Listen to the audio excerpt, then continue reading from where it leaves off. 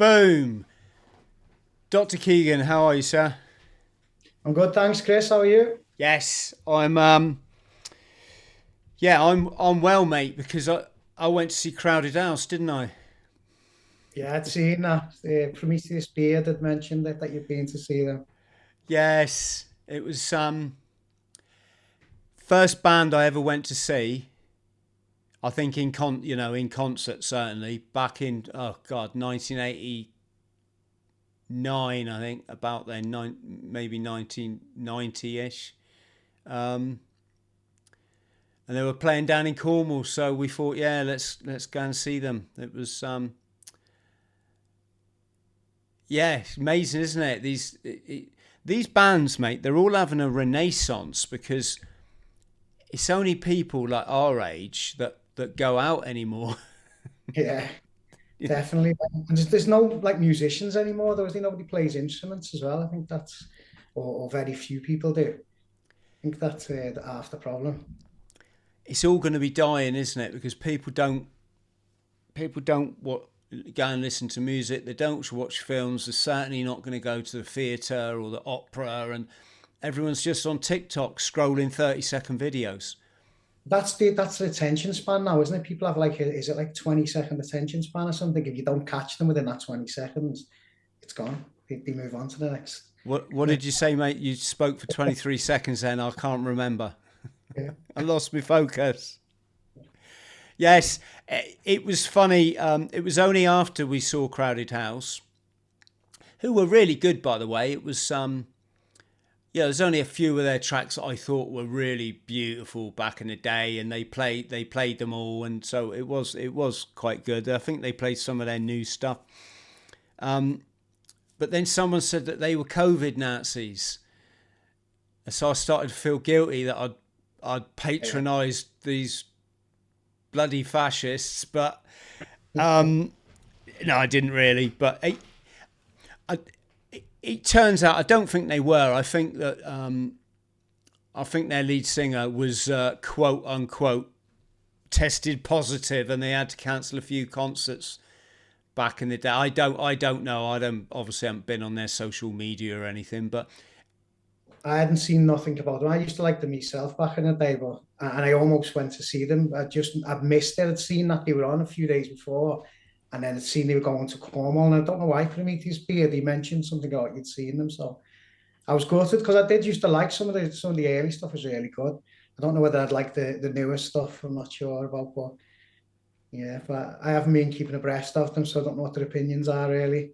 no, it just made me think. What should our stance be? Because there were some people back in the day. They were really bad, weren't they? I mean, banning their audience from coming, all these bloody passports on the phone, and forcing people to, undertake a certain thing. People like Adele, people forget how bad the likes of Adele was. She was absolutely ruthless with it. I think didn't she call for people to get out of her concerts during? She'd like ask for people to turn on people who weren't vaccinated and stuff like that. It's just great, crazy times. Yeah, you Yes. think you've got power. You look at like Pol Pot in Cambodia, and people just go along with shit, don't they? Because they're told by the television or whatever. Not that I think they had many televisions in Cambodia back then, but or like the was it Rwanda, the Hutsis and the Tutsis all turned on each other because of a radio station.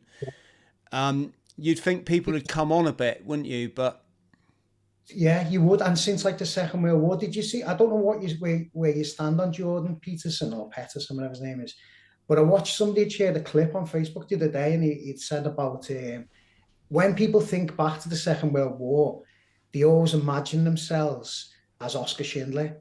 They would be the ones that would stop it. He said, but in reality, who was the ones who were enforcing the measures? It's these people who think have this positive mental image of themselves. But realistically, it was these people who were pushing it on us, who were reporting the neighbours. There was a woman who I heard of who was getting up at 7 o'clock in the morning with a notepad so she could take down registration plates to make sure people weren't going out and you shouldn't be going out. It's just, people are quick to forget that happened as well. I think you really are. Yes. I would say to people that if you want to live an enlightened life, there's two things you need to understand. First off, is you got to see through these war narratives. They're not what people think, and the other is, funny enough, I'm talking to a doctor. It's the health narrative. It's a shame that we actually can't speak about it on this platform, but you know, I'm just I'm 54, haven't been ill for 23 years. And I know that diet is something we're going to talk about, and when you live through something like the last 3 years, or it's probably 4 years now, and diet isn't even mentioned, Yeah. exercise isn't even mentioned, the damage that carbohydrates do to our body and our health isn't even mentioned. Sports halls and gyms are shut down.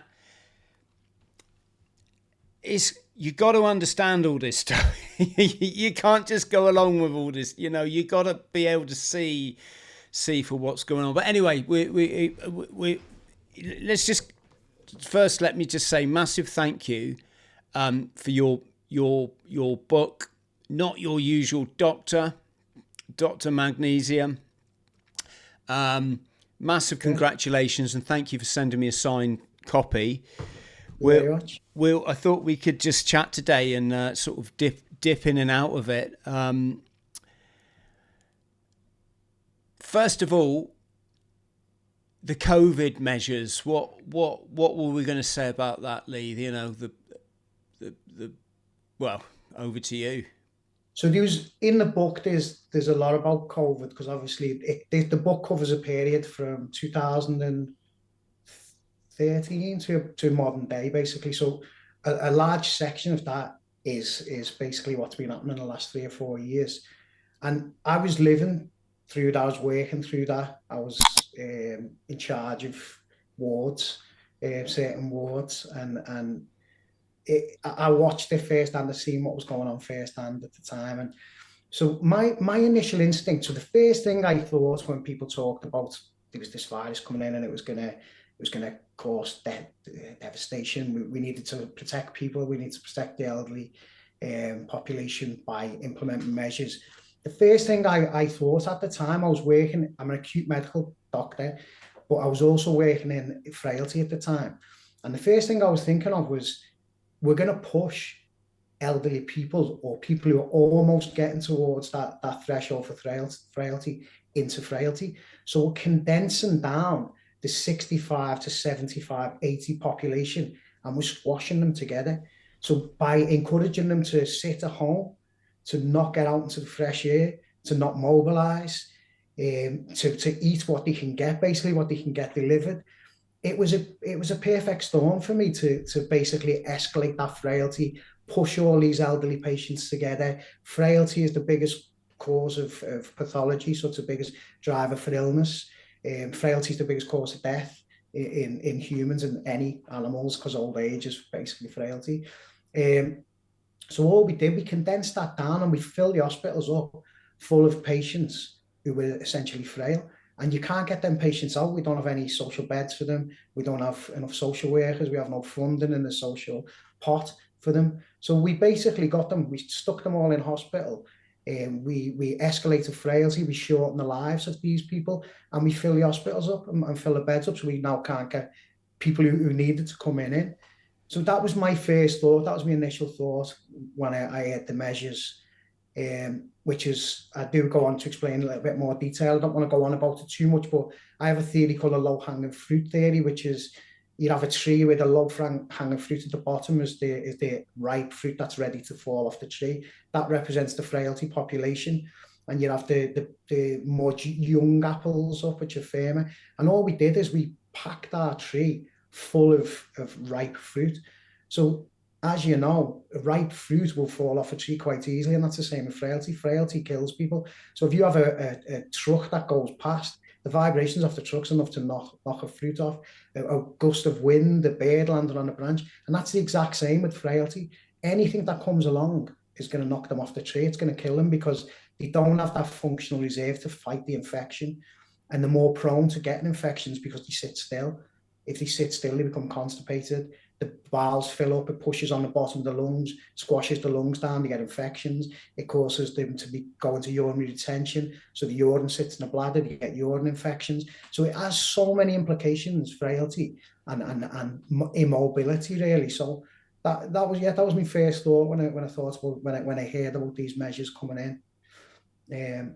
So I don't want to ramble on, Chris, but yeah, No, that's mate, you're basically. doing great. What about the midazolam and all that? For some reason, I thought that was in on the hospital wards, and then someone said to me, "No, that was just the care home." So I No, so midazolam's a normal part of the end of life pathway medications. So in the UK, they use levomepromazine, which is an anti-sickness but also relaxes. They give morphine or oxycodone for pain. They give midazolam for agitation. I've missed one out. Or hyoscine hydrobromide or glycopyrronium to dry up the upper airway secretions. So when a patient's coming towards end of life and we're not for any active treatments, then we initiate the end of care or the end of life pathway, and then medications are the standard part of that pathway. I think what it was in the UK, people were saying that there was an increase in midazolam within care homes because more people getting put on end of life in care homes because they weren't bringing patients to the hospital. So basically, we had people in nursing homes who people were going out and saying these patients can't no longer come into hospital. So they were being left to become palliative patients within the community. So that's seen an increase in these end of life drugs within the community. And I was always a bit baffled why people chose midazolam because I've read a lot about the midazolam. Like I don't even want to say the words because I don't want to get your channel flagged up. But for me, I think morphine would be the biggest driver towards hastening people's end of life, basically, because it dampens down your respiratory drive. I think I was always surprised why people chose midazolam, why people weren't saying, well, there's a big, massive rise in morphine in the community, because I think morphine's probably the thing that escalates it quicker than midazolam. Midazolam's just an anti-agitation agent, really, from what I see. yeah, the sort of flag there was if you got a quote unquote respiratory disorder, like the last thing you want is to be administered a drug that's going to suppress your respiratory system, and morphine obviously does. That's why you have heroin overdose, isn't it? Is you take so much and you physically, your breathing becomes so shallow and then it just stops. It takes the drive away to breathe. It lowers your respiratory rate down. But I think I genuinely, I'm not trying to be part of any cover up or anything, but I have never worked in the community. I've never been a GP. I'm a hospital doctor. I've always worked in hospitals. So I don't see what goes on in the community, but I do know of what the rationale behind it was, or what the theory of the rationale behind it was. It was when people become end of life. So rather than, I think the scandal for me was the fact that they were saying these people can't come into hospital. That's the biggest scandal from my point of view, because it happened to me nan. My own nan died in a nursing home during the pandemic of the big C, apparently. She had no respiratory symptoms, and she didn't require any oxygen. She'd had a urinary tract infection, which nobody had come out to treat. The GP wouldn't come out, so I contacted the GP myself and asked them to go in and see her. Started on antibiotics, but by then she was dementia, she was progression of frailty, and it was too late. But for me, the big scandal is why these patients were left in the nursing homes rather than the medications that they administered in the nursing home, really. Wasn't there? Well, I saw somewhere that under Matt Hancock they'd ordered in huge amounts of this midazolam. Well, it would have been so when he got orders in. It would have been with morphine as well. So they come in fours. So it's morphine or oxycodone if they've got renal failure. And then it would be levothyroxine or cyclizine for the anti-sickness effect, midazolam, and hyoscine hydrobromide or glycopyrronium. So it's 4 drugs they would have ordered in. So it would be mass. I think that's what I couldn't understand about the midazolam scandal. People chose one drug, and I don't know why they chose midazolam, because for me, if it was me looking at outside, I'd be saying, well, why are they ordering so much morphine rather than midazolam? Because it would have all come in together, you see, because it comes as a package. When we put people on drivers, we often put 2 of them in each driver, or sometimes 3. So the big orders of midazolam would have come with big orders of the other medications as well. Yes. Yeah, you look back at that period. I mean, what did you think working in a hospital? These supposed to be like a national crisis. It's people are tearing themselves to pieces at home, you know, cooped up like chickens, probably with people that they're quite glad that go out to work so they don't have to spend that much time with each other. You got trying to educate the kids. Your alcoholism like on the rise, everyone working from home or pretending to or trying to, and doing everything over Zoom, and then you got all this government money being spent on PPE equipment, and then we had the TikTok videos. Did you ever? In dancing, that definitely wouldn't have been me, Chris. No, that's not my thing, dancing. But so during the initial stages of the pandemic, it was empty. Hospitals were completely empty. I've never seen anything like it, because people weren't coming into hospital. People were avoiding hospital like the plague, basically, because they were all convinced that if they come to hospital, they were going to die of COVID. But as it went on, so initially I seen it was just dead. So it's just no one there. Then we started to get, for me, the biggest worry about lockdown was you started to get the immediate frailties in, and then you got the people late presentations. So people who would have chest pain, and instead of phoning an ambulance because they didn't want to go into hospital, they'd sit on it for a day or 2 days, and then they'd come in, they'd be in complete heart failure, where they might have just needed a stent or some medication, but they left it late. So we're getting a lot of late presentations. They come in, got a lot of cancers in, absolutely loads of cancers. Because initially it would have been because people were missing the 2-week waits. They cancelled all the 2-week waits.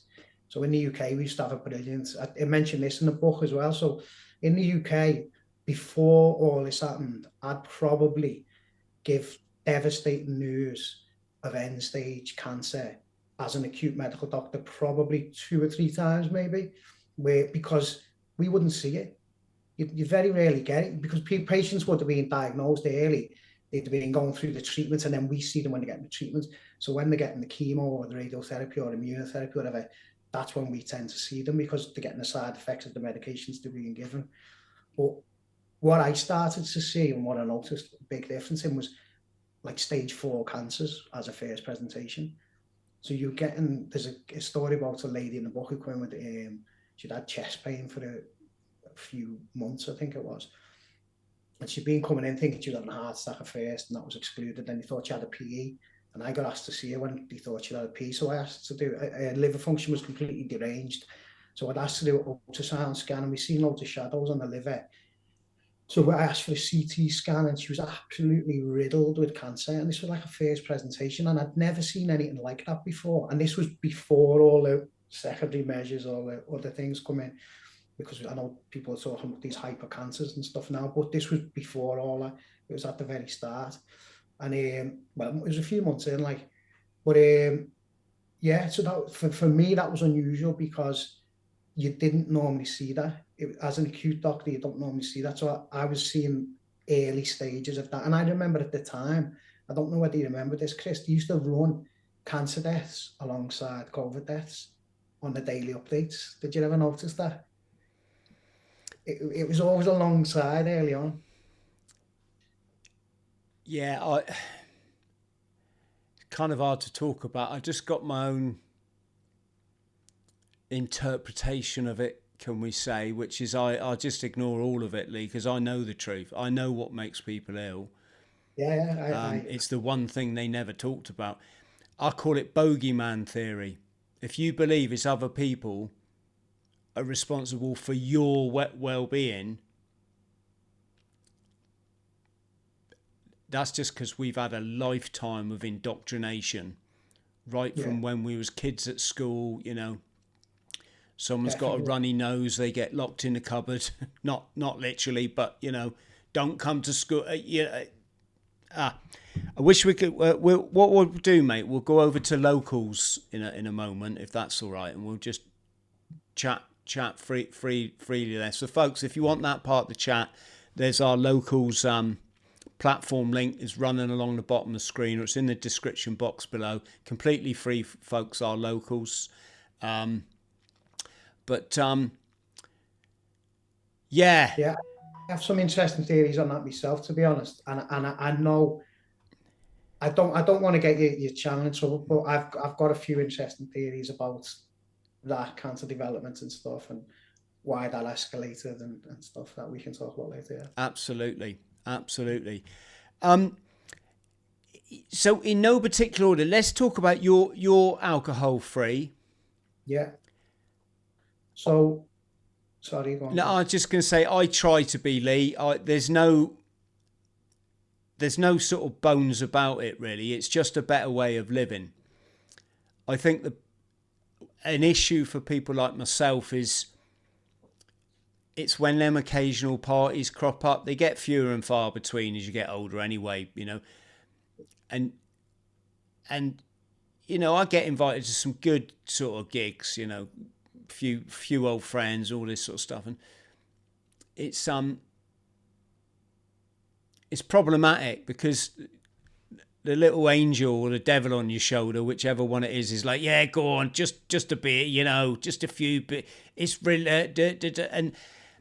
and it always turns into a bit of an episode for me. So yeah, I just wanted to let's talk about it. Why are so many people now going AF alcohol free?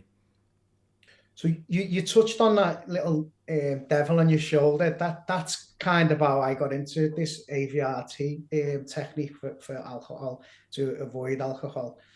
So I don't know is the answer for why so many people are going alcohol free. I think it's a generational thing with these new, what do they call them, Gen Zs or something. I think they tend not to drink. It's they like to be in control. They like to they're very image conscious, aren't they? And they like to have the right coffee cups, and they like the right pictures for the social media. So I think it doesn't kind of fit in with their life, losing control.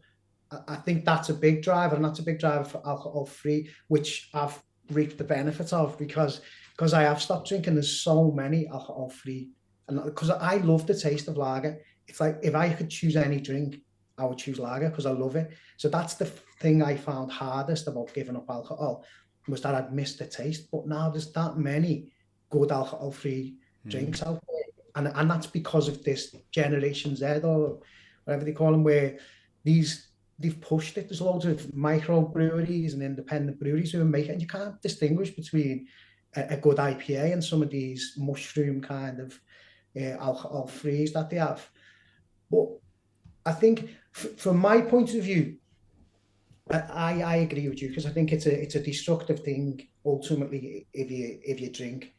I think I was losing control of me drinking, really. I think I was in that acceptable alcoholic cycle that I think most of the UK is in, where we think we're not alcoholics, but we clearly are, because most people drink every Friday night, every Saturday, have a few cures on a Sunday, have an hangover Monday, Tuesday, go out on a Wednesday to watch the football, so have a few more pints, and that's every week. And it's you're either like hungover or you're drunk for the whole week.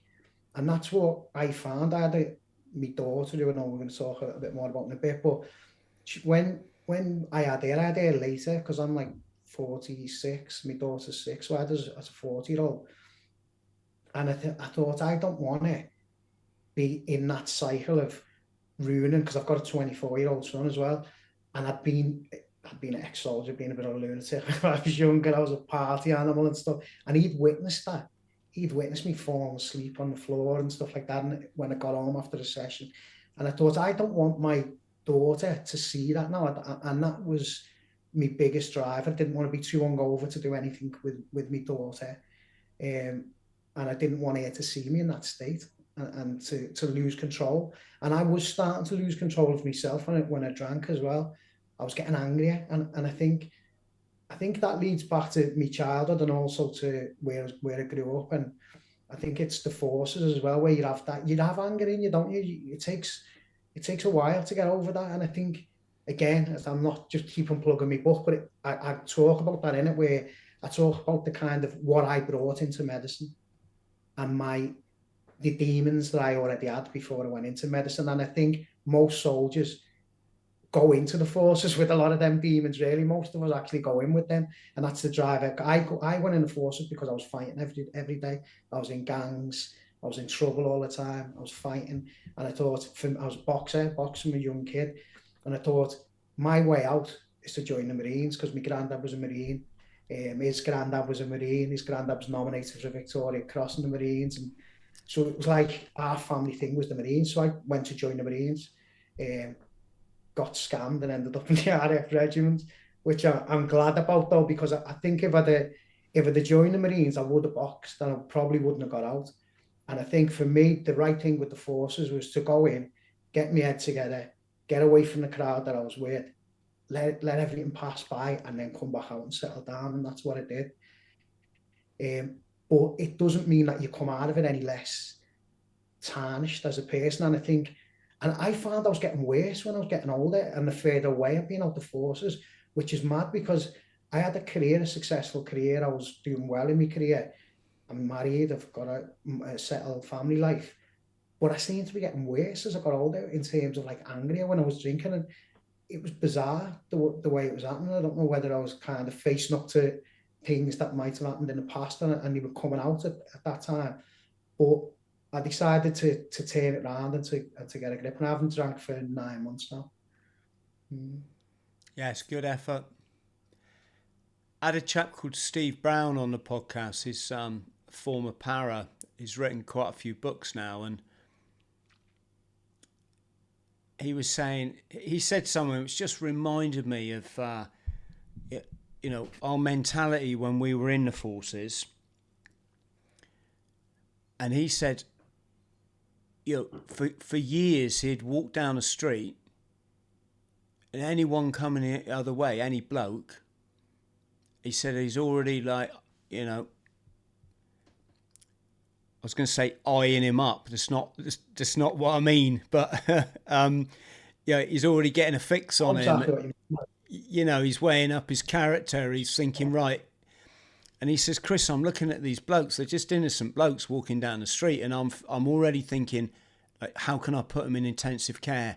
How can I? If this guy starts on me, I mean, and it really like made me think. Yeah, that's what I was like. I mean, I wasn't probably to that thing, but you did. If you had like an incident when you're driving, you're like, right, you're just all prepared to just go into extreme violence, basically. Bit mad, that, isn't it? But I think I was talking to someone about this. You brutalised, aren't you, on basic training? Like, we did 6 months basic training. The whole idea of basic training is to prepare you because with infantry, is to prepare you to kill, isn't it? You haven't got any other role. You're not like a driver, you're not logistics. You're just there to kill people, aren't you? That's the only job you've got. So the idea of your basic training is to get you into that situation where they can flick a switch, and you do that, isn't it? And I think, even though I also remember coming back from Bosnia, and I was going to put this in my book, but I didn't. And my wife talked me out of putting it in, because she said she didn't think it was relevant, and she didn't think it would paint me in a good light. But I remember coming back from Bosnia, and we'd been sent home on R&R. I've been in Bosnia for like 7 months, 8 months, something like that. And we come back, and I'd been home for 2 weeks. And then we come back to Cornwall and went out in THRALL. We just moved back to the Nuki from Germany. I was living in Germany at the time. And we went out on the ale, and me and 3 other lads.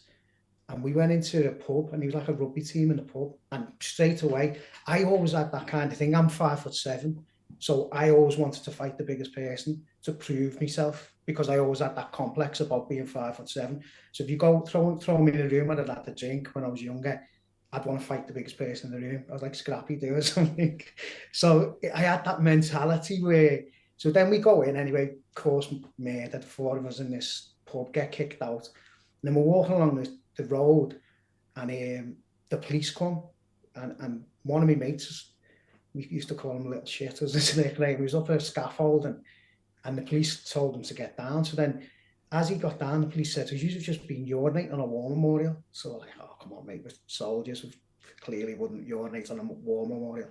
So they were trying like eggers on. And one of the police punched me, mate, and I lost it. Completely lost it. Woke up in a cell the next day, but nearly ruined my life. If it wouldn't have been for the CCTV, if the policeman punching me, mate, I probably would have been in jail, and I would have never been where I am today.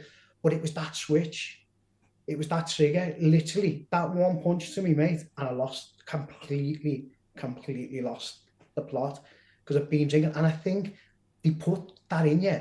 They send you home, and then they say, there you go back into the normal world, now you're fine. Go and live like a normal person. Don't let the brutalisation that you've had for the last year, just forget all that now, that's fine, you know what I mean? And it's like, we used to work at the US Marines in Bosnia, and they used to go on like 2-week holidays to a beach resort somewhere on the way home, and they like get counselling and everything, and you're like, we were just sent home, so go ahead, go home, and then go and live your normal life. And how can you do that? You know what I mean? You can't do that, can you? It's impossible. You can't prime yourself, and that's where PTSD is. You're so triggered. I haven't got PTSD, but virtually every single mate I know from the forces has got PTSD and suffered with mental health problems. I don't think I've got a friend who hasn't either committed suicide or been under some kind of placement in a mental health institute or lived on the streets. Every single one of them, all the same. And it's because that they put that trigger in you, don't they? And you're at a hyper state of alertness. You're walking down the street, as you said about that para, mate of yours. You're looking at you, you're thinking, if he tries anything, yeah, I'm going to go first, I'm going to get in there first. It's a heightened state of alertness that you're always on, just waiting for that flick to switch. And that's because that's what they do to you. They're not stupid. They've been doing this for hundreds of years to us, haven't they? And this is what they've done to us. And then this is why so many of us suffer when we get out. Yes.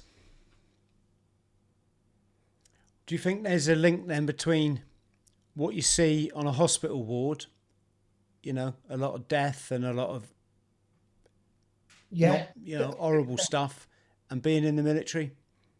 100%. It's so similar. The job of an acute doctor and an infantry soldier is, it sounds mad to say this, but it's such a similar job. You've got, I read, have you ever read, I think it's called Armageddon, 1944 to 1945. It's written by an American general. It's about the last year of the war. It's about the Americans and the British in the last year of the war, Second World War. And he said about there was a reluctance from the soldiers to fight in the last year of the war, because they knew the war was over and they didn't want to die. He said, so you had like these troops, and if it wasn't for the Russians, the war would have never progressed, because you couldn't get them to fight, because they knew that the war was just about to finish. They're like, I don't want to die in the last months of the war. So there was a reluctance. And he said, you had 2 groups of soldiers. When they come under enemy fire, you had the soldiers that ran, perpetual motion towards the guns, ducking, moving, weaving, getting behind the trees. And you had the others who get down, take cover, crawl a couple of yards, get down, and are trying to protect themselves.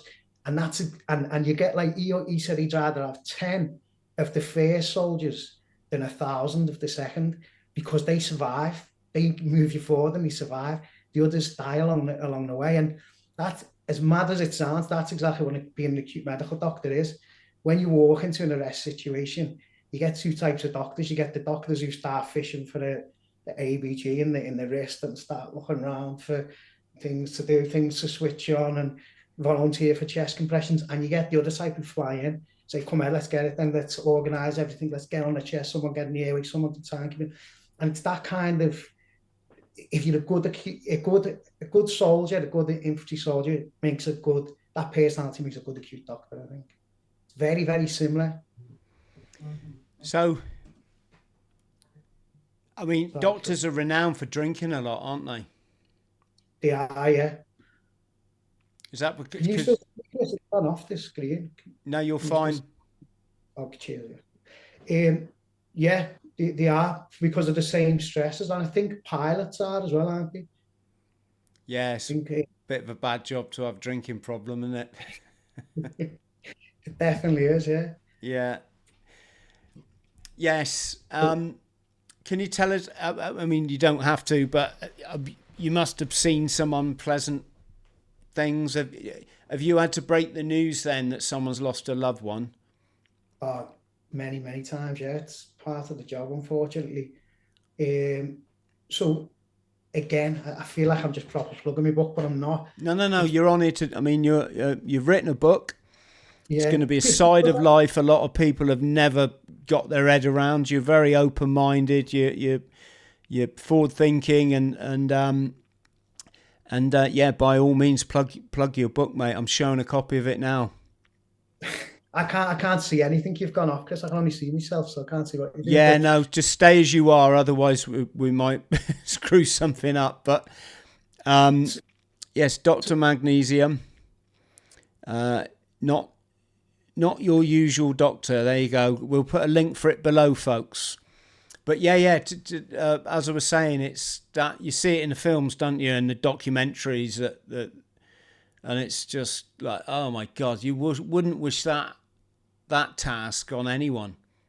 So that's the reason I mentioned the book then, is because that's what it explores. The book, the whole point of the book, really, it's a story about my life and how I got into medicine, and how it's so unusual that somebody from my background got into medicine in the first place. Really, it's a bit of a mad journey to get into medicine, but once I'm there, the book is about the psychological effects of a job in medicine on the doctor, and about how it pushes you to the edge. It does really, it's the exact same as we were talking about the military. It's the same kind of thing. It pushes you to the edge, because being surrounded by personal tragedy so much, and it's not the patients often, it's the families as well, and it's the devastating effect it has on the families, and it explores the self-protective mechanism that you have to employ as a doctor in order to stop you having permanent depression or some kind of mental health breakdown, because you do. I've broke bad news hundreds of times, and I've witnessed personal tragedy on so many occasions that I can't even recall them all, but it's a protective mechanism. It's the kind of the psychological self-preservation of going somewhere else. And there's that lady had quite an impact on me that I spoke about to you before, about the lady with the liver cancer, who was one of the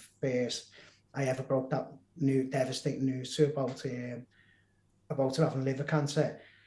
She was early 50s, this lady.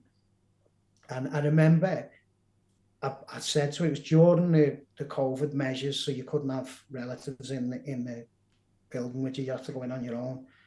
And I knew I had to break this news to her, because I'd seen the scans and I knew it was not good and it was going to be terminal. So I asked her, did she have anyone with her in the car park? And she said, yeah, she had a husband out there.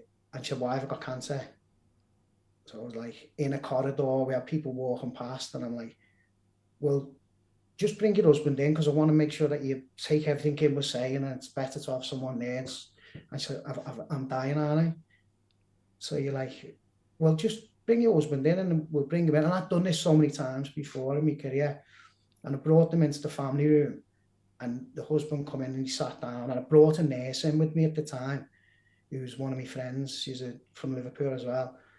And I brought her in to provide empathy for me, because I'd done this so many times. I'd learned to switch off, and I always just used to go somewhere else. I'd just go back into my mind, and I'd just deliver it on autopilot, even though you're trying to show that you've got emotion and that you feel empathy for the person. You do go into like a kind of a autopilot. So I was sitting there giving this bad news, and then something happened to me. I had like an urge to feel. I was like, and I described this again in the book in detail. It's like something come over me, and I was like, feel. You need to feel. And I'd been through a horrendous few years. Like my daughter had been really unwell. I'd been in the hospital with her. She'd almost died. She was like, I got told she had a 30% chance to get to one. I went to a hospital that was failing, and I was working like 19 days in a row. I was suffering badly with my mental health at the time. I was really, really struggling. I was having dark thoughts. I was going through really bad times. And I'd kind of just come out of that the other side, and I'd learned to protect myself. So something inside just said, just you need to feel. And I felt the overwhelming urge to feel. And it was like I was pulled from outside into the TV, the kind of the drama of it all. And I realised what she was saying, that the woman, she was crying her eyes out, and she was saying, I'm not going to be there for the baby. So I later found out, well, I actually found out at the time, because she told us that a daughter was pregnant. I think she was 7 months pregnant, and she was worried that she wasn't worried about dying for herself. It was the impact it was going to have on her daughter who was pregnant, and the fact that she wouldn't see the first. She only had one daughter, and this was a first grandchild, and it was like an overwhelming feeling of guilt and sadness for the person that experienced. And it was like, this is where it all culminates, the book. This is where it finishes off, that maybe there is hope. Maybe for doctors, maybe for ex-soldiers, maybe there is hope still. Maybe that we can get out unscathed. Maybe we can get through it and come out normal on the other side. Yeah, it's a interesting topic, mate. I mean,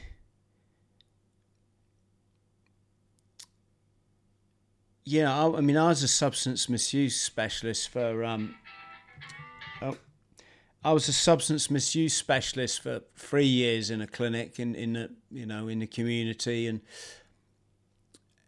several times during that 3 years the phone went, and it was, Chris, is so and so your client? Yeah, yeah, he died last night. They found him on his bed covered in vomit and all this. Sorry, friends, I should have given you a warning before saying that, but you probably gathered that this is a serious serious nature to this conversation. But here's the thing, I've always been a bit clinical there, Lee. A bit. I always say there's a time to unleash your inner sociopath and just go, oh yeah, okay, and that's it. Job. It's not being heartless. It's that life's hard enough as it is without getting emotional about other people's shit. You know, it's not being callous or hard. It's like I've got my stuff to deal with. You couldn't take on board. I mean, it was emotionally draining as it was, especially when you're doing like child protection stuff. And you got you got to work in a panel, and you're doing your best to keep the family together, and people aren't playing ball, and people are lying to you and cheating, and the other workers are difficult. They don't understand your perspective because they're all trained in, say, for example, it might be medicine, or it might be the law if they're a police officer, or education if it's the headmistress, and they don't get the complexity of addiction, basically. And yeah, it was hectic enough, Lee. And it is very true, though, Chris. You can't take on everybody's problems, can you? That's you'd never be able to function if you did. yeah, and there's too many problems in the world, full stop, to be taking it on. I mean, it bugs me what's going on with the skies when you look up and you've got these weird skies and you don't know what the hell's coming down on you, and it's ruined another what should be a beautiful summer's day. Da da da da da da. And but here's the thing, you know, you got your one life to be getting on with. You can't be getting upset about anything. You know, Yeah. unnecessarily. You can have an avid interest in stuff, but ultimately, there's nothing to be gained by becoming mentally unwell, is there? But you can become obsessed as well, can't you? Like, I think during COVID, in the early stage of COVID, I was obsessed. I was obsessed with. I was fighting with people every single day because I just didn't see it. I didn't see what was going on. I didn't see the correlation between what I was being told by other people on social media who weren't inside it, and I was fighting every day. I was absolutely obsessed with it, and I lost loads of friends through it. People who I'm starting to kind of get back, even for like family members and stuff I ruined relationships with, and or we ruined relationships with each other. And I think I'm starting to get that back because I'm coming on board to exactly what you've just said there. You can change, you can offer an opinion, you can give an insightful opinion, you can give an opinion which is coming off the back of your knowledge or your experience, but people don't have to take it. And I just presumed a bit arrogantly that because I was the only medic that I knew, everybody was just going to take my opinion because they knew me and they know I'm a good doctor. They see me, they see what I'm like in work. And I just presumed everyone was going to listen to me. And it was like, that wasn't the case because people have different mechanisms to deal with situations as well, don't they? And I think their mechanism might be completely different from you. They might just like burying their head in the sand and forgetting everything. I'm not like that. I like to know what's going on and why it's going on. I like to challenge things, but I've always been like that. But then the people who I was arguing with, I look at them and I think they've never been like that. They were good in school. They got out of school. They done what they should have done in school. They went into work. They done what they should have done in work. They got the promotion. They've always been like that. They're different people than me. And I think that's life, isn't it? People are different. You can give an opinion, you can tell people, you can try and help people out, you can try and lead people, but you can't force them into your way of thinking. And I think if you do, and if you become obsessed with one thing, like you were saying about the weather, I know people who are obsessed with that, and that's like their whole thing is that, and they fall out with people, they argue with people all the time, they lose friends. But you're never going to change people. You're never going to make everybody think the same as you are. Yeah. On the other hand, Lee, and I was chatting about this yesterday. I can't even remember who with. I think it was in a podcast, and we're saying, there's that thing about let's agree to differ, and I don't agree with that as well. Sorry, it's sorry. it's like, hang on a sec. So I'm having a barbecue, and I've invited me, people that I care and I hope care about me and my family and that, and I'm supposed to be sharing a beer, am I, with someone here that literally wanted to inject toxic shit into his kids. And when I offer an enlightened, educated opinion about what you're actually doing and the potential risks behind it, you laughed and called me like tinfoil hat conspiracy theorists. And yet I'm supposed to be like, yeah, but let's not fall out. You want a beer? I'm not being nasty. All I'm saying is that it's, I know we're all different, and I know at a point in my life I probably would have been like that person. We all had that stuff in the military, didn't we? We didn't think twice about it because I didn't know about Louis Pasteur or Antoine Béchamp or and so that's one thing. It's like, no, I don't want people. I want people around me that's like, do you know what, he's actually seen quite a lot of life, and he's a person worth listening to. You don't have to agree, but you can, do him the respect of going, oh, okay. And Another example of this, Lee, was there's a special forces chap. We've had him on the show 2 or 3 times, and as those boys are, they get all this massive adulation, don't they? That you and I know is completely undeserved, because if you really knew the truth about the forces, you wouldn't be hero worshipping them. But he was so vocal. Anyone that didn't want the thing was just like, and I remember I put some post out in my social media, and he came in the comments section. He said, so you know more than a virologist, Chris, do you? And what I could have replied, I didn't reply nothing, but was, no, I know like way more than a virologist does. They're basically a 24-year-old that spent 5 years in university being indoctrinated in one system, one theory of health, with let's say very selective supporting evidence to support their findings, kind of guided, you could say.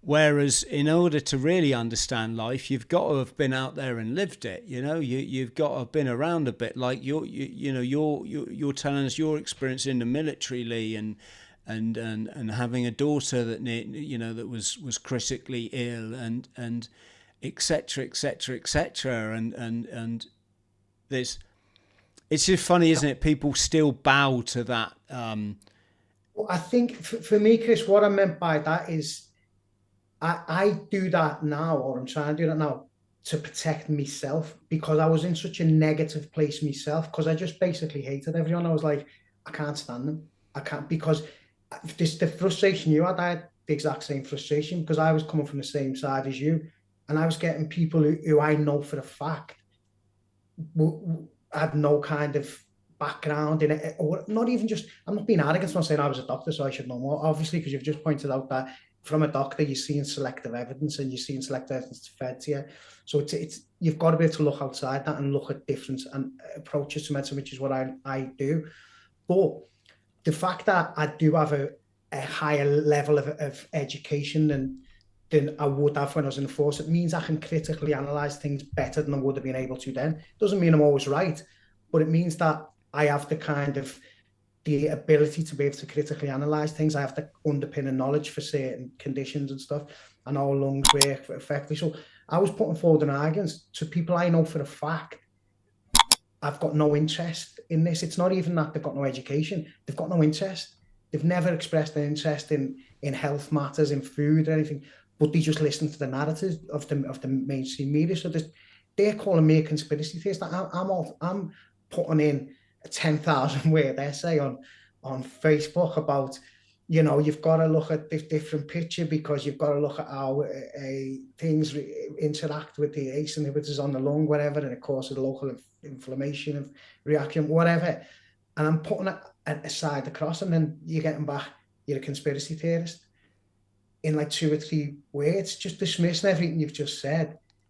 And it was just so frustrating for me that it nearly drove me round the bend again. I was like, what the hell? So I understand your frustration. And for me, I had people who said to my wife things about, you're all right mentally, because she was disagreeing with what they were saying. And they were like, do you feel like you might need some kind of mental health input? Because she was going against what was being told on the media. So, and then people majorly offended us, obviously. And I'm not just saying live and let live, but in order to protect myself and to stop myself living in that cycle of negativity, I've tried my best to come out of it and just say, do you know what? I'm just going to draw the line with them on them certain things. I'm never going to sit back and keep my mouth shut, because that's not what I do. I've never done that in my life, and I never will. And I'll never just be shouted down. I'll never be like, because you get the old classic, did you see that on the telly the other day? And, Boris was saying such and such. And then you say, well, actually, that's not the case. And we don't want to talk about politics. after they've just got the opinion in, and you're like, you get all that. So then I'm never going to just keep my mouth shut and say, oh, you know what, I'm not getting involved, because that's not me. But I think for self-preservation, again, I feel like after that I had to do something, kind of had to try and draw a line under it with certain people who I can't avoid, should we say. I remember years ago, I think it was when I was in uni, I was doing some lecture essay, and I got this book from the library, and it's quite, all the books in education are all pretty cherry picked, aren't they? You're never going to give an alternative view to things. And but this one book, there was a little tiny little paragraph in it, or one sentence or so, and it said the same three corporations own like 80% of the media channels around the world. and this was before I was really like awake, and certainly before I was enlightened. But even then I thought, so the media, it's all Mickey Mouse, and it's just propaganda by the corporate psychopaths. Yeah, I get. And I carried that for years. But here's the thing. If you hadn't ever read any books, you got no chance of learning stuff like that, Or if the books you've only ever read are like Andy McNab, no disrespect to Andy, but or some romantic novel or something, or Harry Potter, it's like you're not going to learn stuff. Just that little thing alone just had a real big effect on my outlook in life, Lee. Do you know what changed me? I think I'd always questioned that. Like, I don't ever really remember like believing in things like Father Christmas and stuff, or God, when I was a kid. I never remember believing in anything like that, like organised religion or anything. But my mum bought me a book. I think it must have been about 1997 or 1998 or something. And she gave me a David Icke book. And I read, and at the time, David Icke was considered to be a complete lunatic. He'd been on Terry Wogan with the purple shell suit, and everyone thought he was having a psychotic episode. And I remember reading this book and thinking, actually, a lot of that, what he's saying is true. Because he talks about things like the media being run and controlled, and there being an agenda behind things. And you're like, actually, a lot of what he's saying here, and this was back in like 97, I was a soldier at the time. And I was thinking, and everyone thought I was a nut job because I was reading David Icke. But I remember just thinking, do you know what? And then I looked out for things after that. Things triggered with me, and then I'd see things in the media and be like, that's actually what I read back then. And that's always helped me to question things, I think. Or it's always made me question things that I'm seeing officially. And that leads back, sorry, go on, Chris, sorry. No, go on, mate.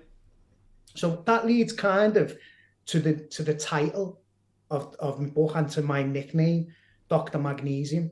So the reason I get called Dr. Magnesium is there's a lot of people in medicine who do try alternative things and who will try things and try different ways of managing.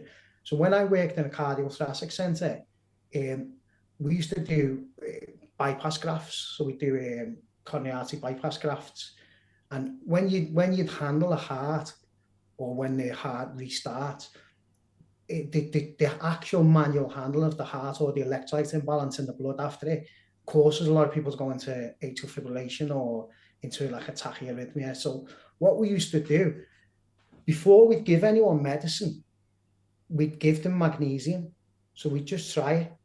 It was like a bit of a trial going on at the time or something. So we just whacked them full of magnesium, just a normal salt, magnesium sulfate. And it worked.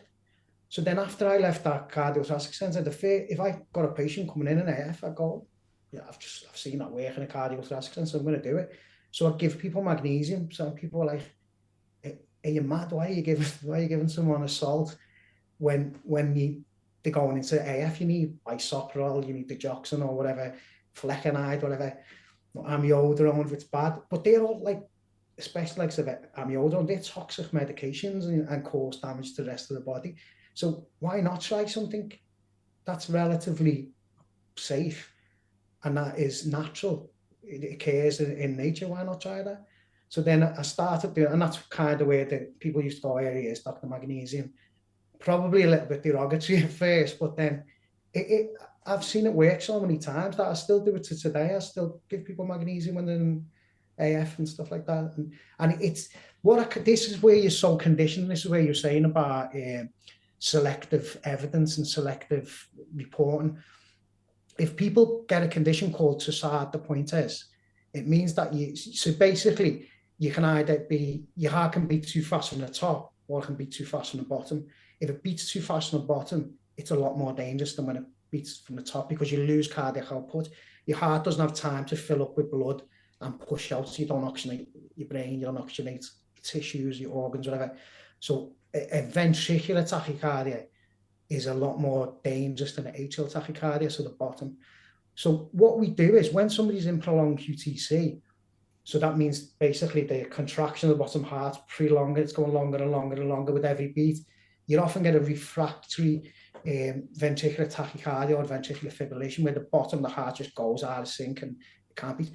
And we give magnesium for that. And it's standard practice. It's evidence-based. We've always done it. But so I couldn't get my head around why people would be so open to giving magnesium to control the rate at the bottom of the heart. Yet, if you give it to control the rate at the top of the heart, which is the same tissue, it's the same cells, then you're a lunatic or you're a bit of a medical conspiracy theorist. It's just that selective bias. It's insane. I remember the last time we talked, when we were chatting about diet, and your thing is obviously eating whole foods. Yeah. And my thing is always to people, it's not so much what you eat, it's whether your tissues are out, have got the right pH balance. And then I went away and I was thinking about our chat, and I was just thinking that, well, if you're eating, because the misleading thing there is when we think about whole foods, it's tempting to mistake that for like whole grains and stuff, and whole wheat pasta and but in its true sense, if you just eat whole food that you could pick in the nature or catch in the nature, that would be very alkalizing on the body. That would be it's just our sort of natural diet, is it not? Yeah, well, we're not meant to eat milled.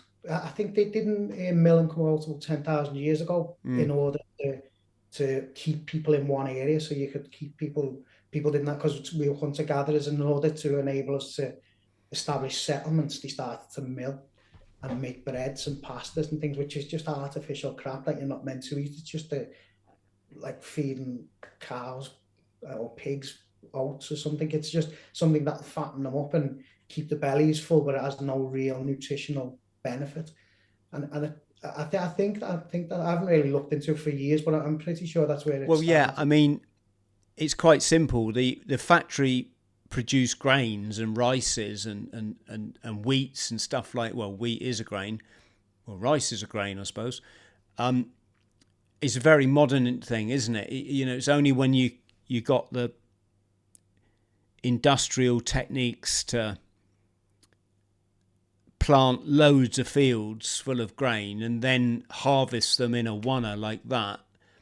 Kind of like if we lived in our natural environment, if you wanted to say have wheat, you'd probably have to search for it for a week, wouldn't you? And then you might find like a few stalks of it on the riverbank or something, and then you might find another few stalks on the edge of the forest, and that's taking you a few days, and you've got enough wheat to, I don't know, like a matchstick's worth.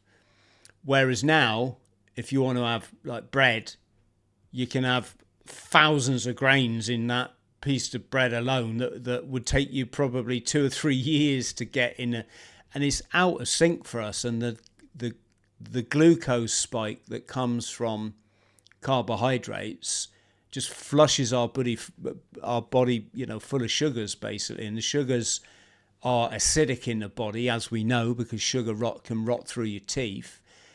And I was just thinking we could explore that a bit more, because I'm massive on staying alkaline through chlorophyll, so green plants basically. And I have a green smoothie every day with a few spoons of this green powder, and then when I test myself with the strips, the pH strips, it always comes up. I'm pH neutral basically, so my body's not carrying loads of acid. And sorry, to get back to your point, Lee, what would you substitute the carbohydrates for then? Because this is a difficult one. I still eat a lot of carbohydrate, but the thing is, because I have the green powder, it offsets it. So when you look, you can see there, when I test myself, I'm way up in the greens. Like I'm 7.25, which is what your body's supposed to be. Whereas when I do this with people that have got no clue about what I've just said, I'll say, get yourself them strips. They're £3 on eBay. They're like, Chris, I'm red. What does that mean? I'm like, you're a Westerner. You eat toxic carbohydrate diet. Oh, is that bad? Well, you tell me. Your body, all the blood running through your veins is acidic. All the liquid in your cells is acidic. Do you think that's going to end well? And when you put it like that, it's like, yeah. So have you looked into like lectins and all that then as well? Have you, with them like red fruits and red? Because I've kind of heard of it, but I've never really looked into it. Because that's acidic, isn't it? The red colouring in. Oh, okay. Lee, I'll just keep it really simple, right? And I'm not obsessive or anything. I eat like this because I know it works. I don't like being ill. I hate being ill, and I haven't been ill for 23 years now. So when I see people and they're all ill, I wish they knew that that's your choice. I know it's not a choice if you don't know the information. But what I mean is, I wish people knew you have a choice whether you get ill or not. And it's to do with your, in my experience, your dietary habits. And I just picture it like this. If you're gatherers living in the forest, hunter-gatherers, you think about the food that you would eat on a daily basis. So when you came out your cave in the morning and you've got a clan to feed, certainly you got, some offspring, like, what you're going to do? Well, you're going to start wandering through the forest, aren't you? You're going to this is your new food ground. When it's all used up, or the season changes, you move to another one, don't you? Or you move to a different climate where, when it starts to snow in the north, you start to move south and this sort of thing. Well, what would you eat? You wouldn't have a bowl of rice because it wasn't invented, and therefore you can almost like directly extrapolate from that rice isn't going to be good for you, because you're not supposed to eat 3,000 grains at a time of a plant that actually comes from Asia. It's the same thing with, would you walk out your cave and grab a deer and just eat that? Well, yes, you'd catch deer, but you'd have to go out on hunting parties. You'd have to persistence hunt, which meant running after this creature for probably 2-3 days until it got exhausted and it keeled over. And, then you take that meat back and the tribe would all share it out. We got this notion that our ancestors sat there eating all this meat all day long. And I'm not saying that, you shouldn't eat meat or anything. What I'm saying is, way more likely your ancestors came out of the cave, they went to the blackberry bush over there, gathered a big handful of blackberries, they went to the stinging nettles over there, shredded a load of leaves enough to feed, 5 people. They picked up the fungi growing on that tree stump there. There's hazelnuts on that tree over. Well, all of this stuff, Lee, it's alkalizing in the body. It doesn't create acid. It's in balance with our natural cells. And when you get the odd glucose spike, so for example, you come across a bee's nest, and you share that out, and that's like your sugar, wasn't it? And that's like your sweet shop in the old days. Well, yeah, but you'd eat that in 10 minutes, and then you probably wouldn't find another bee's nest for 3 days, 4 days, whatever, because once you've eaten all the honey from the bee, then you got to go like 30 miles to get the next one, 40 miles, so everything's in balance. It's just that simple. So I say to people, think about what you eat. Would you eat it in the nature? Would you have sugar-rich mangoes, packed full of fructose, just sugar, when really they grow like once a year in Africa? Would you have... as well? So me wife, I wish me wife, you could get me wife on here. She's absolutely amazing at all this food stuff, but she'd never...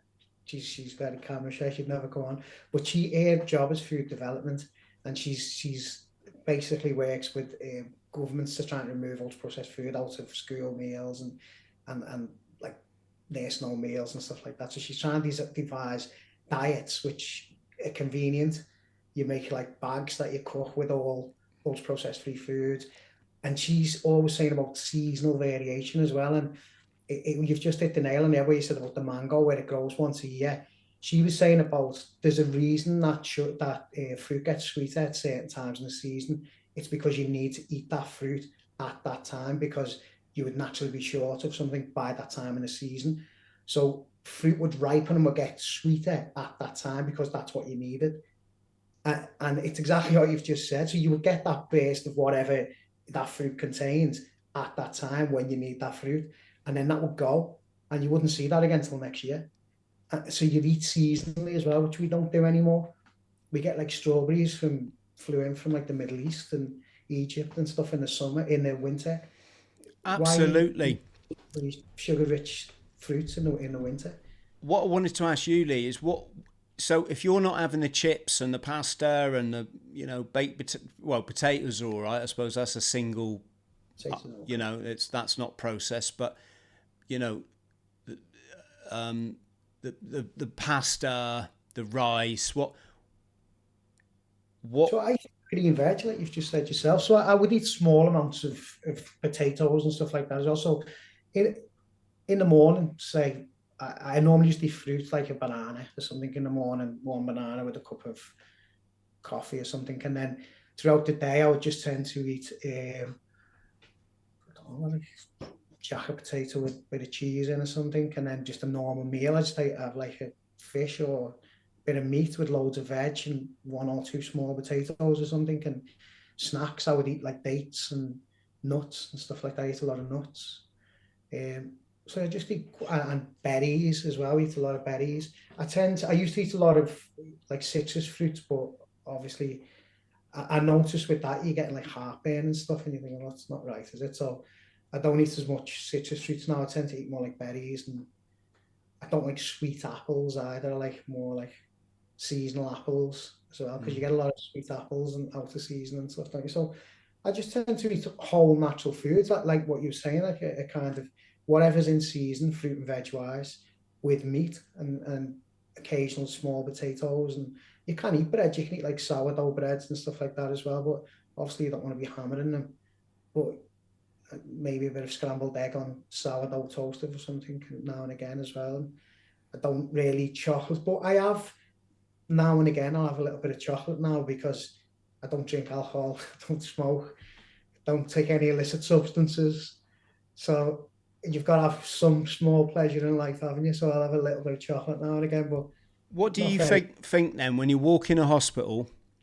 You walk through the foyer and you got like a Costa coffee there on the right. You got some place selling shitty pastries and sausage rolls on the left. Then you got a WH Smith full of sweets and fizzy drinks, and then you get on a ward, and these people, you know, they're in a poor state of health, and they're getting this just overcooked slop. What's your thoughts on that? It's horrendous. So this is where my whole thing, and this is how I had the conversation with last time, about those processed foods. And I think the whole diet in a hospital is possibly, you couldn't design a worse diet in order to improve health than what they give you in a hospital. If it's not full of sugars or full of unnatural, out of season stuff, it's full of toxic, ultra processed foods as well, which is chemicals added into it, which causes inflammation. The last thing you need if you're in hospital unwell is a food that's going to cause inflammation somewhere, because then you divert your immune system to deal with this inflammatory causing food in your gut. So for me, looking at this is like where it all come about for me. And when my wife started looking into school dinners, we were looking at what the kids were eating, which is very similar to what they eat in nursing homes. It's very similar to what they eat in hospitals, because it's all mass-produced crap that can be served for cheap and can be travelled, it's cooked in a central area and drove out miles without going off, and then can be heated locally. So it's all rubbish. And then, as you say, you've got all the ultra processed. I think me and my wife went in to visit someone when we were really into like the early phases of ultra processed food, and we went in to see someone in hospital, and we couldn't get anything that was ultra processed free. Nothing. There's not one single thing could we get in the hospital. I think I'd gone to see a cousin or something, and it was after 6 o'clock, and there was just nothing available. And you're like, how can you have a hospital which is there to promote health selling absolutely nothing that you can eat if you don't eat those processed foods? It's just bizarre. Oh, mate, it's like if you go, I don't know, through an airport, and you or motorway service station is probably a good example, and like you can't even get anything vegetable. You know, all the sandwiches are like white bread, or okay, yeah, of course you can get brown bread, but it's, you know, it's. I just think, you know, for people out there that eat vegan diet, they're pretty bloody screwed. No one really caters to that, do they? But the vegan as well. So the vegan diet is possibly the worst diet you can eat for ultra processed foods if you're eating replacements like meats replacements. If you're eating a proper vegan diet with whole food and fresh food, it's absolutely perfect. But most vegans will eat vegan cheeses, vegan meat-like products, and they're just basically reconstituted chemicals that they're eating. They're like tofu's and all stuff like that. So, not tofu's, what's the other one called? Corn and all that stuff. Yeah. And also, the reason why vegans die the same age as carnivores or omnivores is that people think, you know, if they don't want to eat animal product, then they eat refined carbohydrate. Yeah, you know, macaroni and cheese, and of course they're missing out on the most fundamental point. I would say fundamental point of health is your body's pH. It's just that simple. If people understood body's pH, there's no way we would have been through that 3 years. Just no, absolutely. People would have laughed at you if you say, "Oh, what it is a bogeyman, yeah," and he goes around jumping from one person into like the other one, and then they die. It's like, no, they have to take some responsibility for how they live their life and stop blaming other people, you know. But that's what I always said. The elephant in the room, Jordan, all that was for me was that you're getting young people who were dying from whatever was going around at the time, but you're getting 25 to 35-year-old people who are dying in hospital. And the reason they're dying is because they've got a BMI of about 45. And you're like, that's the elephant in the room. Why aren't we addressing that? What kind of burden of on the healthcare service is that over the next? If you're got a BMI, like again going back to my wife, she was working in Wales, and I think a third of the kids in Wales, as they come out of junior school, are obese, and that's only going to get worse. So by the time you get out to senior school, it's going to be over half are obese at 16. What kind of burden is that on the healthcare service over the next 50 years? Because people now, because people are given so much medication, they just sicker for longer, but they're not healthy. They don't live a longer, healthy life. They just live a sicker life for longer years, and they're dependent on medications. And the burden on the healthcare service for people who are obese in the teenagers is going to be phenomenal, and it's only going to get worse, isn't it? Because people are getting bigger and bigger and bigger, and I put that down to I know we're basically coming at the same thing from slightly different angles, because I come at it from a whole food point of perspective, where I don't think you should eat anything which is ultra processed and which is had chemicals altered, but that basically means it's pumped full of sugar, because most ultra processed foods are pumped full of salt and sugar and hydrogenated fats. So they're just full of everything that's wrong. They're designed to flood your body with sugar so that your body will use that as an immediate energy source.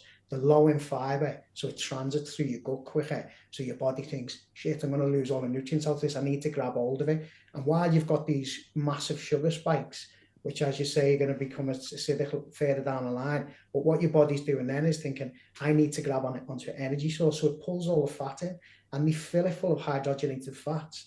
So they're pulling that in and storing it straight away into the adipose tissue. So you get an obesity. So you can eat 3,000 calories ultra processed food, or you can eat 3,000 calories of whole food, and you're going to put on a lot more weight. They've done studies where you put on something like, I think it's half a kilo every 3 days or something, by eating the same number of calories, but different percentages of ultra processed versus non-processed foods. So there's a lot of stuff. So we are coming out from this, we're looking at the same endpoint, but just slightly different. Yeah, we just got to get back to the natural, mate. That's all it is, and people have somehow, they think it's their right to eat this or their right to eat, and yeah, you have choice, of course you do, but when you're getting all defensive because someone's telling you your bottle of wine every evening is maybe going to have ramifications for you later down the line, then you got to question that, right? Then you got all this like battle between carnivores and vegans, and it's nothing about that. It's about understand your body's pH. That's it, because we can eat a whole range of stuff. We can even eat, processed stuff. Not that I'd recommend it, but if your machine isn't the pH that you're supposed to be, I mean, it's so ridiculous. You'd never feed your plants Coca-Cola. Someone's going to tell me now that there's a plant that you just feed Coca-Cola, but you just wouldn't do it. You'd never put diesel in a petrol car. You just wouldn't do it, because you recognise that mechanism, that machine, whether it's a plant or whatever, it has to be treated in a certain way. And yet when it comes to the human body, we think you can have 2 litres of Coca-Cola on top of a Big Mac, and that's like all your choice. And but that's the same with your kids, isn't it, Chris? People wouldn't give a dog Coca-Cola. No, yeah, exactly. That we give our kids. Yeah, crazy. Yes. Lee, we could chat forever, brother. This has been a fascinating chat. I wanted to ask you about the guy with the grenade, but that's going to have to wait till next time now. We'll save that for the next one. I wish you all the best with your book, Dr. Magnesium. Not your usual doctor. Folks will obviously put a link for Lee's socials and his book below this video, so go and grab yourself a copy. And yeah, good chat, mate. Brilliant, Chris. Thank you very much. No worries. Stay on the line just so I can thank you properly. Friends at home, as always, I'm saying, could you please take a look at my Atlantic row? So I'm rowing the Atlantic in December. We pitched it as shining a light for struggling veterans, but to be honest, we're three of us in a boat. We've all got some form of disability, from mental health through to physical health, and we just want to say that life doesn't stop. We've been through the dark times, and there's a light out there for everyone, and we're going to row across the Atlantic and prove that. Thanks to everyone that's chipped £5 towards helping us get the boat in the water and make as much money as we can for two charities. One gets homeless veterans off the street and into education and housing. The other is the only, Scotty's Little Soldiers is the only source of support in this country of organisational support for bereaved service kids. And what a lot of people don't get, because they just don't get, is 40% of these kids' parents committed suicide. Sad fact of being a veteran is mental health, as Lee very rightly pointed out. So there you go. There'll be a link for our row below, folks. Just get on our Facebook page and share a few things. That, if you haven't got a fiver, that'll be awesome. And that's it. Thanks to all the people that support us on Patreon, locals, or have become a YouTube member. That really helps us to keep going. I've said enough. Lee, much love to you. Stay on the line. Friends, much love to you. And we'll see you soon. Cheers.